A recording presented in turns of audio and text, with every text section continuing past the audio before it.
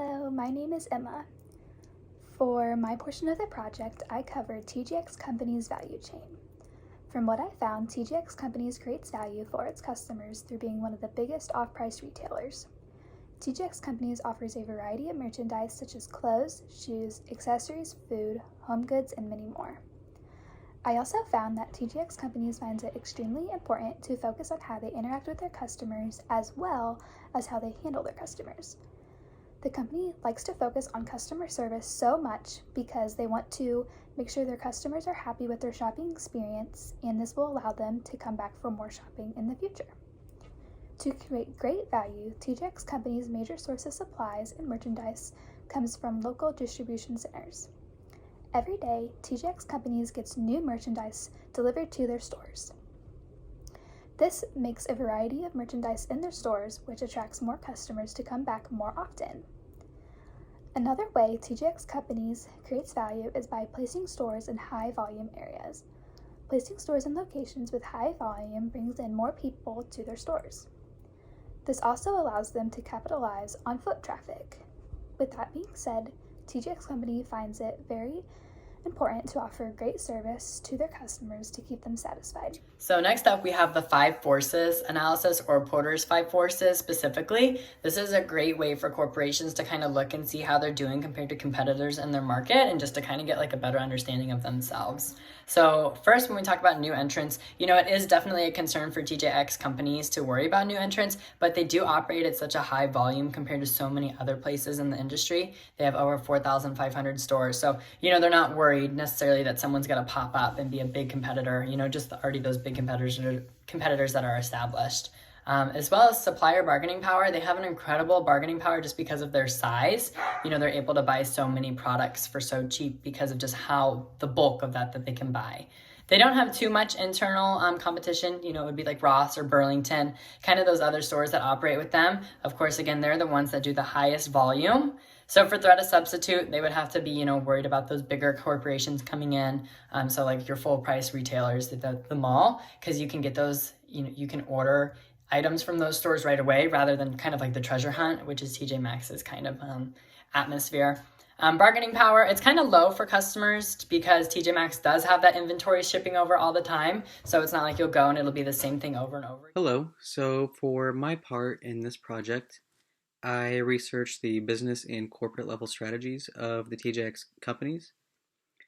And so right off the bat, when I was researching, I found that TJ Maxx and other sister companies, they have a low cost price competitors in the market. So what that means is, for example, TJ Maxx amongst its sister companies, they're able to provide low costs because of how merchandise is purchased. The company purchases stocks from stores and companies that produce too many products, or from other department stores that overbuy products. And another example is that TJX companies, they take advantage of a wide variety of opportunities in producing their merchandise. So these ways of procurement, they include department store closings, manufacturers making too many products, or a closeout deal. So for example, like Macy's, if that store closes, TJX buys their merchandise so that they can sell in their own store. So if they see something but they don't like how it's made or how expensive it is, they can recreate it at a lower price and to their own liking. Alright, next we will discuss areas where TJX's strategy has not quite been effective.